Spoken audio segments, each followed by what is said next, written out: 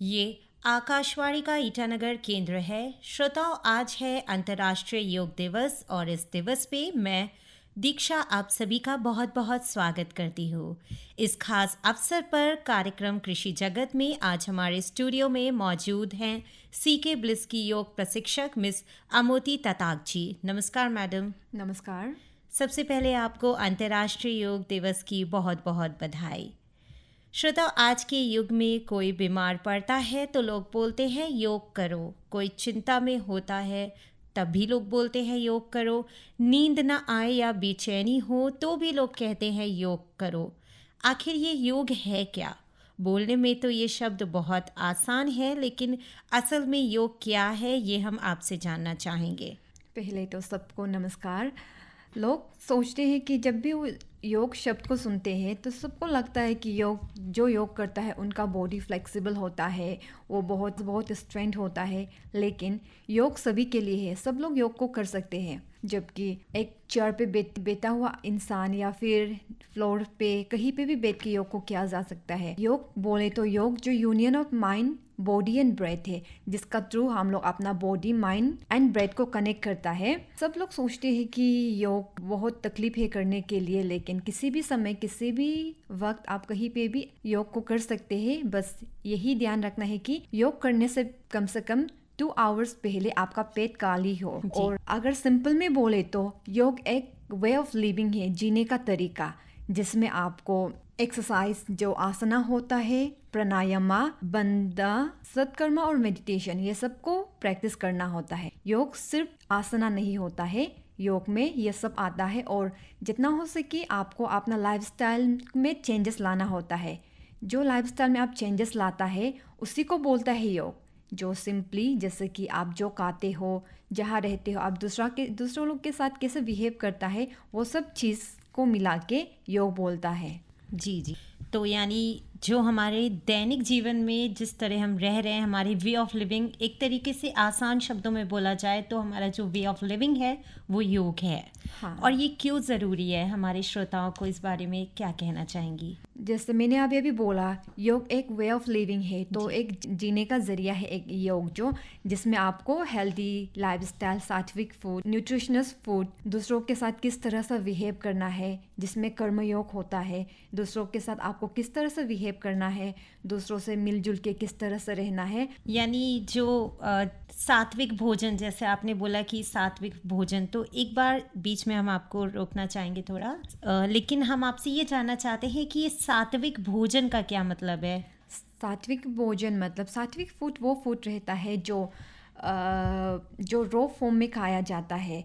जैसे कि एग्जांपल में बोलने से फ्रूट्स होगा, वेजिटेबल होगा, जैसा हम लोग को मदर नेचर से हम लोग को जिस तरह का डायरेक्टली फूड मिलता है उसको बोलता है। जिसको प्रोसेस नहीं किया हुआ है, अनप्रोसेस्ड फूड आइटम्स जैसे fruits, vegetable, all grain food, ये सबको सात्विक फूड में काउंट किया। लेकिन देखा जाए तो आजकल मार्केट में ऑर्गेनिक, अगर बोला जाए तो ऑर्गेनिक फूड, हिंदी में कह सकते हैं सात्विक भोजन भी बोल सकते हैं उसको, तो आजकल मार्केट में काफ़ी इसकी कमी हो गई है सात्विक भोजन की। तो लोग इसे कहाँ से ले सकते हैं, कैसे अपनी डाइट में शामिल कर सकते हैं? सिर्फ क्या फल खा सकते हैं या ऐसा कुछ है जिससे हम डाइट में शामिल कर सकते हैं सात्विक भोजन? जैसे आपने बोला कि सात्विक जो ऑर्गेनिक फूड है उसको मिलना बहुत तकलीफ है आजकल, ऐसा बोला है जी। हाँ, आजकल का ज़माना में हर जगह में मेडिसिन, केमिकल का यूज़ होता है।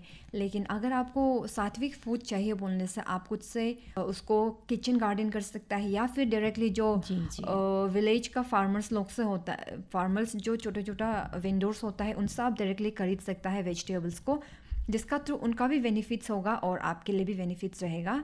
जी जी। मैडम, हम ये भी जानना चाहते हैं कि हमारे दैनिक जीवन, यानी जो ये रोज़ाना जीवन है, उसमें कौन कौन से योगासन करना फ़ायदेमंद होगा? योगासन के लिए ऐसे स्पेसिफिक चीज़ नहीं कि आपको यही करने से वो बेनिफिट्स मिलेगा बोलकर, क्योंकि आपको योगा से बेनिफिट्स मिलने के लिए रोज़ डेली प्रैक्टिस करना होता है और उसमें सब चीज़ इंक्लूड होता है। लेकिन आपने पूछा है तो मैं बता देती हूँ कुछ आसना, जैसे कि आप कैट एंड काउ पोज बोलता है इंग्लिश में, संस्कृत नेम में बोलने से मर्जरी आसना, बीटल आसना, बद्धकोण आसना, कोणासना, सत्तुबंध आसना, पश्चिमोत्तासन, ये सब आप प्रैक्टिस कर सकता है। ओवरऑल जो आप डे टू डे दिनचर्या में आप ये सबको ईजिली प्रैक्टिस कर सकता है। आफ्टर आप सो के उठने के बाद थोड़ा सा स्ट्रेचिंग, बॉडी रोटेशन करके ये सबको बेड में ही प्रैक्टिस करके आप स्टार्ट कर सकता है दिन को। अगर समय मिले तो एटलीस्ट 1 आवर्स तो आपको देना चाहिए योगा में, योगा ध्यान मेडिटेशन में। अगर वक्त नहीं मिलने से एटलीस्ट 15 मिनट्स, वो भी समय नहीं मिलने से आप उठने के बाद बेड में ही थोड़ा स्ट्रेचिंग ये सब कर सकता है। जो मैंने आसन आपको बताया है, बद्ध कोणासना, कोणासना, पश्चिमोत्तानासना, ये सब आप बेड में ही प्रैक्टिस कर सकता है। जी जी मैडम, आपसे हम, क्योंकि आज अंतर्राष्ट्रीय योग दिवस है और इस दिवस पे हम ये जानना चाहेंगे कि जो पुराना समय था और अब के समय में योग में क्या परिवर्तन आया, इसके प्रचलन में क्या पहले ज़्यादा होती थी, अब कमी हो गई है, या अभी भी उतना ही लोग कर रहे हैं जैसे पहले करते थे? पहले जब एंशिएंट समय पे योग करते समय जो योगा स्टूडेंट रहता था, उन लोग आश्रम में जाकर प्रैक्टिस करते थे। उनको वहाँ पे अपना समय बिताना होता था, सेवा करना होता था, वो सब करके वो लोग वहाँ पे सीखते थे। लेकिन आजकल का समय में योगा आप किसी भी तरह से सीख सकता है। जैसे अभी टेक्नोलॉजी बहुत आगे बढ़ गया, तो अगर आपको योगा सेशन लेना है बोलने से आप ऑनलाइन क्लास ज्वाइन करके किसी भी जगह से आप ले सकता है। और पहले में जो योगा गुरु होता था वो भी बहुत कम रहता था, ट्रेनर, क्योंकि नॉलेज बहुत ज़्यादा फैल गया आजकल, योगा बहुत फैल गया, तो उसका वजह से आप कहीं से भी अच्छा गुरु से सीख सकता है। और गुरु भी आजकल मिलना थोड़ा इजी रहता है, क्योंकि सब लोग को नॉलेज है आजकल थोड़ा बहुत योगा का बारे, इसीलिए। यानी कह सकते हैं कि योग का पहले से बढ़ोतरी हुई है, हाँ, कम नहीं हुआ है। योग से हमारे शरीर पर क्या, शरीर मीन्स हो गया मानसिक और शारीरिक पर क्या, शरीर पर क्या असर पड़ता है? हाँ, जैसे कि योग करने से हमारा जैसे मांसपेशियाँ, ये सब बॉडी का स्ट्रेचिंग बहुत अच्छे से होता है। और उसमें हम लोग योग में बॉडी को ट्विस्ट ये सब करता है, तो that is very good for our digestion. जितना आप बॉडी को ट्विस्ट एंड टर्न करेगा वो हम लोग का बॉडी के लिए बहुत अच्छा रहता है, डाइजेशन इम्प्रूव करता है। अभी बोलने से बॉडी में क्या, योगा का बेनिफिट से बोलने से बॉडी में हम लोग का स्ट्रेचिंग एंड ट्विस्ट तो होता ही है, साथ ही साथ जो हम लोग का दिन भर में ऑफिस या फिर आप कहीं पे भी सिटिंग पोजीशन में बैठ के जो मसल्स अकड़ जाता है या फिर मसल लोग का मूवमेंट नहीं होता है, उसको स्ट्रेच देने से बहुत अच्छा रहता है। योगा का थ्रू स्ट्रेचिंग तो होता ही है, तो बॉडी में स्ट्रेचिंग होता है, फ्लेक्सिबिलिटी इंक्रीज होता है, और साथ ही साथ जो जितना भी बॉडी में पेन है, एंजाइटी है, वो सब दूर होते, शारीरिक में मेटाबॉलिज्म इंक्रीज होता है, जिससे हम लोग का बॉडी वेट लूज करने में भी इजी रहता है। और मानसिक में बोलने से हम लोग बहुत सारा टेंशन, स्ट्रेस, एंजाइटी माइंड में एक्यूमुलेट करके रखा हुआ है, करने में, माइंड से बॉडी से रिलीज करने में योग हेल्प करता है, क्योंकि इसमें ऐसे आसना करवाता है, प्राणायाम करवाता है, मेडिटेशन करवाता है, उसका वजह से हम लोग का मानसिक तनाव भी दूर बहुत होता है। कह सकते हैं कि हर एक रोग का कोई ना कोई ऐसा आसन है जिससे इलाज कर सकते हैं या कंट्रोल में कर सकते हैं उस रोग को। हाँ, अगर आप योग को डेली प्रैक्टिस करते हैं तो आपका बॉडी से बहुत सारा पेन या फिर जो भी प्रॉब्लम है वो जाने का चांसेस बहुत रहता है। लेकिन आपको योग ऐसा प्रैक्टिस नहीं करना चाहिए कि मेरा शरीर में ये प्रॉब्लम है तो इसको हम हटाना है सोच के प्रैक्टिस नहीं करना है। जस्ट माइंड को खाली रखते हुए सब चीज़ को जो आप प्रैक्टिस कर रहे हैं उसको ऑब्जर्व करते हुए, एक्सेप्ट करते हुए प्रैक्टिस करना है, तभी आपको उसका बेनिफिट्स भी मिलेगा। आपको एक्सपेक्टेशन नहीं रखना है कि इसको करके हमको ये बेनिफिट्स मिलेगा, बस माइंड को खाली करके प्रैक्टिस करना है और आपको सब कुछ मिल जाएगा। कुछ लोग होते हैं जैसे वो कुछ दिन करेंगे फिर योगा छोड़ देंगे, तो ऐसे क्या योग से कोई फ़ायदा मिल सकता है? हाँ। आप उनसे क्या कहना चाहेंगे? जैसे 4 दिन किया तो 4 दिन नहीं किया, एक कंटिन्यूटी नहीं है, तो उस केस में आप क्या कहना चाहेंगे? ये बोला जाता है ना, कुछ ना करने से बेहतर करना ही अच्छा है बोलकर, तो ये भी बहुत अच्छा है। अगर वो कर रहा है 4 दिन कर रहा है, 4 दिन नहीं कर रहा है, वो भी उसके लिए बहुत अच्छा है। उसमें आप कंटिन्यूसली करने से उसको ज़्यादा बेनिफिट्स मिलेगा, वो तो है, लेकिन भी वो स्किप नहीं करके एटलीस्ट 4 डेज तो कर रहा है, उसमें भी उसको बहुत बेनिफिट्स मिलेगा उसका। तो वो डिले इस तरह से प्रैक्टिस करते रहने से उसका इम्प्रूवमेंट, इंटरेस्ट और इंक्रीज होके वो करना शुरू करेगा। बस वीक में 1 बार या फिर 2 बार से स्टार्ट करते करते धीरे धीरे उसका इंटरेस्ट, क्योंकि उसको मालूम चलेगा उसका बॉडी में चेंजेस आ रहा है, उसको किस तरह का डिफरेंस फील हो रहा है बॉडी में, तो वो धीरे धीरे खुद से ही करना स्टार्ट कर देगा। हमने सुना है कि सूर्य नमस्कार के बारे में सुना है, योगा का एक हिस्सा है सूर्य नमस्कार। जी, सूर्य नमस्कार को इतना इम्पोर्टेंस क्यों दिया गया है? इसके लिए एक अलग से सूर्य नमस्कार दिवस भी मनाया जाता है। तो ये सूर्य नमस्कार क्या है, इसे क्यों इतना महत्व दिया गया है? सूर्य नमस्कार में 12 स्टेप रहता है, तो सूर्य नमस्कार को इम्पोर्टेंस इसलिए दिया जाता है क्योंकि अगर सूर्य नमस्कार को हम लोग स्पीड थोड़ा फास्ट एंड आप पेस में करें तो वो हम लोग के लिए योगा से पहले, आसना से पहले एक वार्म अप का काम करता है। उसके बाद उसको हम लोग स्लो पेस में करने से वो हम लोग के लिए मेडिटेटिव और बॉडी को ग्राउंडिंग एंड रिलैक्सेशन प्रोवाइड करता है। जैसे कि सूर्य नमस्कार में सब आसना भी इंक्लूड हो जाता है, जिसमें कि हस्त पादासन, पादाहस्त आसन, आश्व संचालन, दंडासना, ये सब रहता है। तो इसमें बॉडी का जितना भी अंदर में एब्डोमिनल एरिया, थाइस एरिया, सबका स्ट्रेचिंग होता है। इसीलिए इसको एक बहुत इम्पोर्टेंट दिया जाता है क्योंकि इससे हम लोग वार्म अप का तौर पे या फिर मेडिटेशन के लिए मेडिटेटिव पेस में भी यूज़ कर सकता है। जैसे कि सूर्य नमस्कार का एक मंत्र भी रहता है, मंत्र को पढ़ते हुए ब्रीदिंग पैटर्न को फॉलो करते हुए आसना को करने से हम लोग मेडिटेटिव और रिलैक्सेशन का एहसास होता है। जैसा कि आपने कहा कि आसन करने से हमें काफ़ी रिलैक्सेशन मिलता है, लेकिन आजकल की युवा पीढ़ी के बारे में बोला जाए तो वो अपनी ज़िंदगी में इतना भागदौड़ कर रहे हैं समय की कमी के कारण की वजह से, कह सकते हैं कि योग नहीं कर पाते हैं। उन लोगों से क्या कहना चाहेंगी जो युवा पीढ़ी है, उन्हें कैसे आप प्रेरित कर सकती हैं कि थोड़ा समय ज़रूर निकाली योग के लिए? अगर मैं तो बोलूँगी कि उनको योग तो ज़रूर करना चाहिए। अगर आप ऑफिस जाते हो, आप स्टडी करते हो, आप कुछ भी करते हो, आपके पास बहुत पैसा है, लेकिन जब तक आपका शरीर, आपका बॉडी हेल्दी नहीं होगा तो तब तक आपके पास जितना कुछ है वो सब यूजलेस रहेगा। इसीलिए योग तो करना ही चाहिए 1 आवर। अगर उनके पास बिल्कुल भी समय नहीं है बोलने से एटलीस्ट 30 मिनट या फिर 15 मिनट्स भी प्रैक्टिस में स्टार्ट कर सकते हैं।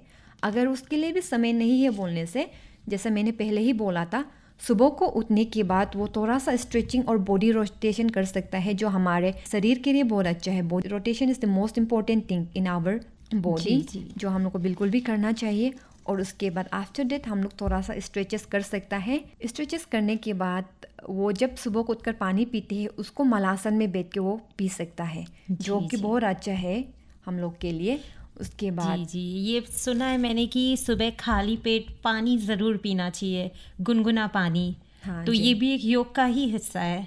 ये योग का हिस्सा है तो मैं नहीं बोलूँगी, लेकिन सबको पीना चाहिए। सबको मालूम है कि हम लोग का बॉडी में मेटाबॉलिज्म होता है, तो मेटाबॉलिज्म को किक स्टार्ट करने के लिए रात भर हम लोग कुछ नहीं खा के, कुछ नहीं पी के रात भर सोते हैं, तो उसमें बॉडी का अवेक करने के लिए हम लोग को पानी ज़रूर पीना चाहिए ऑर्गन को स्टार्ट करने के लिए।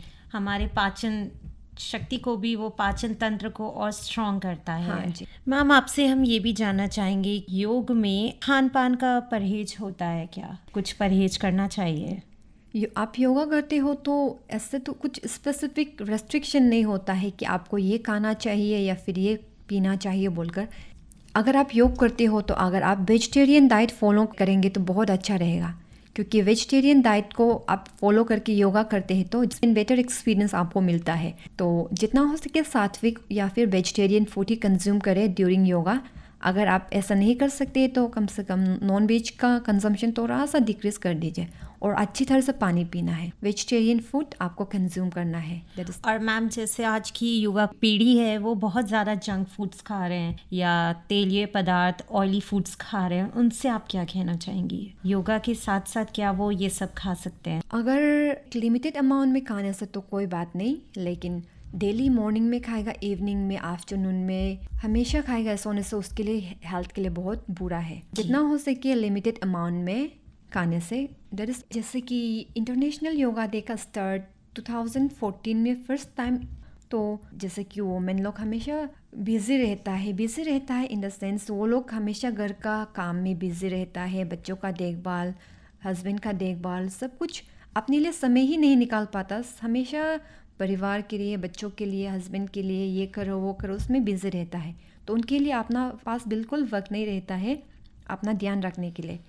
ये कंसंट्रेट करता है improving the physical and emotional wellbeing of women. जी, जैसा आजकल जो वुमेन हैं, जो हमारे देश की महिलाएं हैं, उनका स्वास्थ्य बहुत बिगड़ जाता है, बहुत जल्दी बिगड़ जाता है। पहले के मुताबिक आजकल महिलाएं बहुत जल्दी बीमार पड़ने लगी हैं। तो उनको प्रेरित करने के लिए योग के लिए प्रेरित किया जा रहा है। यस, उसके बाद साथ ही साथ अगर वोमेन के लिए है, साथ ही साथ जो बाकी देशवासी या फिर जो कॉमन पीपल है, जो फार्मर्स लोग रहता है, उनके लिए भी है।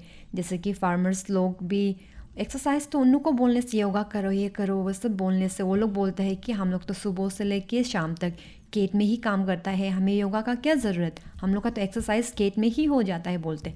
लेकिन भी योगा सिर्फ एक्सरसाइज नहीं है, योगा का थ्रू हम लोग मेंटल हेल्थ बहुत इम्प्रूव होता है, जिससे हम लोग का एनजाइटी, स्ट्रेस, जब खेत करते समय अगर हम लोग का यहाँ बारिश नहीं होने से भी कंप्लेन करता है, बहुत बारिश है, बारिश नहीं हो रहा है, खेती में पानी नहीं है, ये सब बहुत बोला जाता है। तो ये सब में छोटा छोटा बात में ही इंसान लोग भी बहुत डिप्रेशन में, टेंशन में चला जाता है।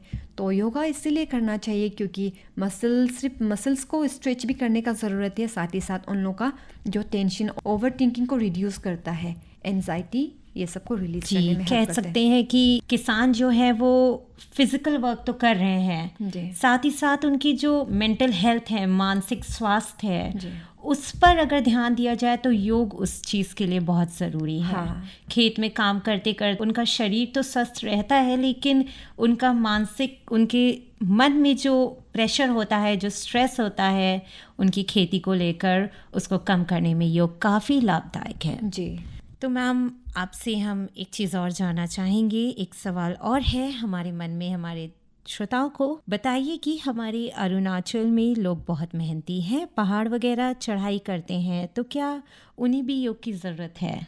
जी हाँ, क्योंकि पहाड़ चढ़ने में और योग करने में बहुत ही फ़र्क है। जैसे मैंने आपको पहले ही बताया था, अभी ये पहाड़ चढ़ना तो एक तरह का कार्डियो वर्कआउट हो गया, जिसमें आप वॉकिंग ये सब आ गया। लेकिन इसमें जैसा अभी मैंने किसान को लेकर बोला था, वो एक्सरसाइज तो करता है लेकिन ओनली फिजिकल लेवल में। फिजिकल लेवल के साथ हम लोग को मेंटल लेवल में, और सबसे मोस्ट इम्पोर्टेंट इन योग, हम लोग को अपना ब्रीदिंग में काम करने का ज़रूरत है।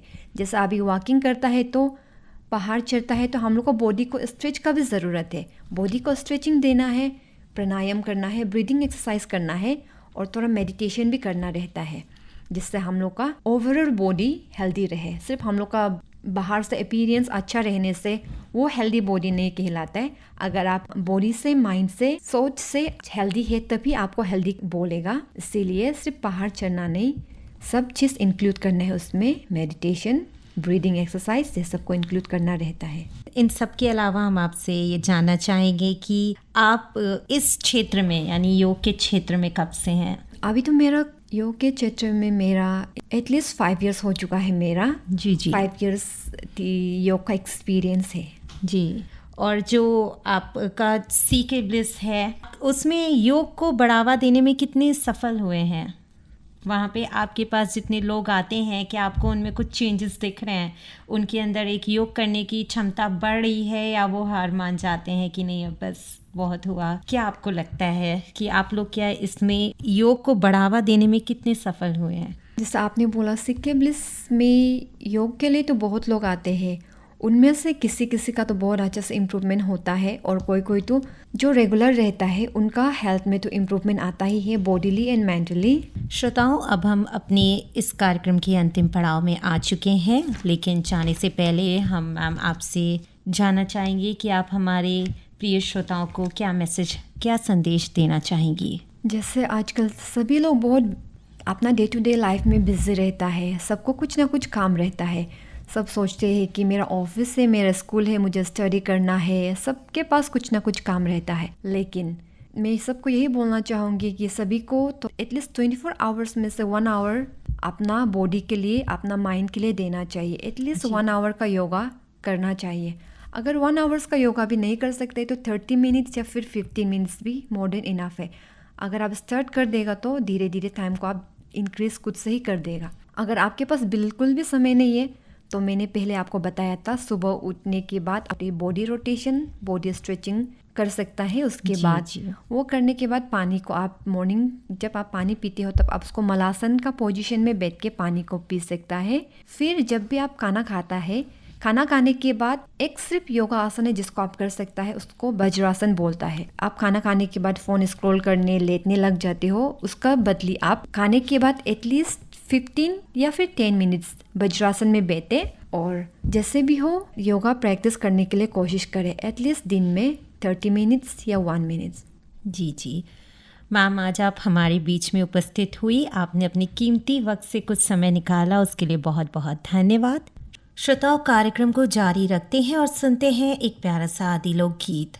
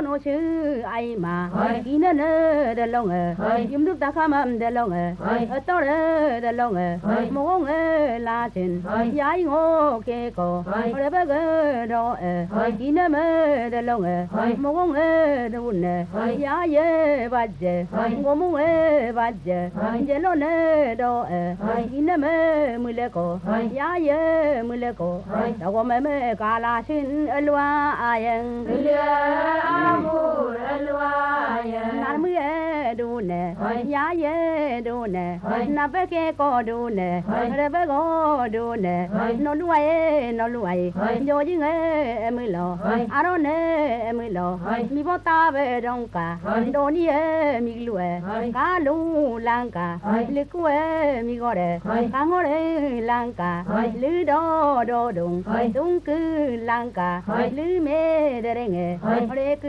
me lang ka alwa ayen abur alwa ayen de lo ge dong gam la me dong gam mi bu e a ro ne ta be a ro ne jo ji nge a ro ne ur ki ye a ro ne de lo ko le lo jo ji rum nem le lo le ma ne a la o ne rum nem le lo le ma ne me a la alwa ayen abur alwa ayen ku amane yai ngo amane dum de nge amane le no me kra mai bo te ngo lu amane le no me kra mai chính cứ pu no me nam ko chi nang yar no me nam ko chính cứ pu nom tu alwa ayen abur alwa ayen mu ne buluga go bo ne buluga la dang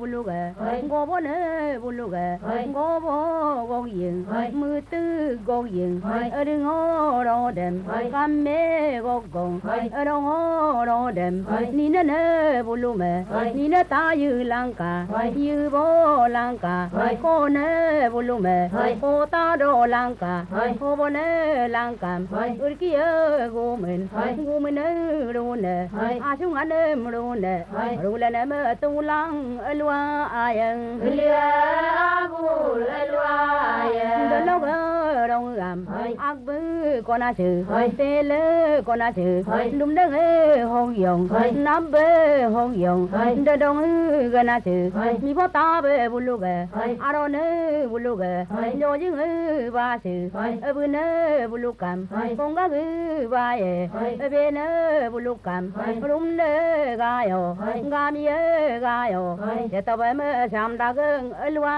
ayen abur alwa ayen bulu ga cam dan me lo ke bok do du ga ngo dak dem ma ni bok do du ga ngo dak dem te de na ri ni ga ko ngo ne te lo ga pa li ri ni ga pang go ri ni ga kong ke te lo ga dum de bok do ma ni bok do du ga ngo dak dem ai bulu ga ni me ne bulu ga amaro bulu ga mi lo ne bulu ga dum de la ke lo de dan dem dum de lo nge wa nge me bi ma lo alwa ayen abur alwa ayen ni ne mu te lấy ngô về lo cam ni ne tao nge lu lang cam gu mu ne tao nge le lu nam chữ dum de pa ke nge hu i pa ke nge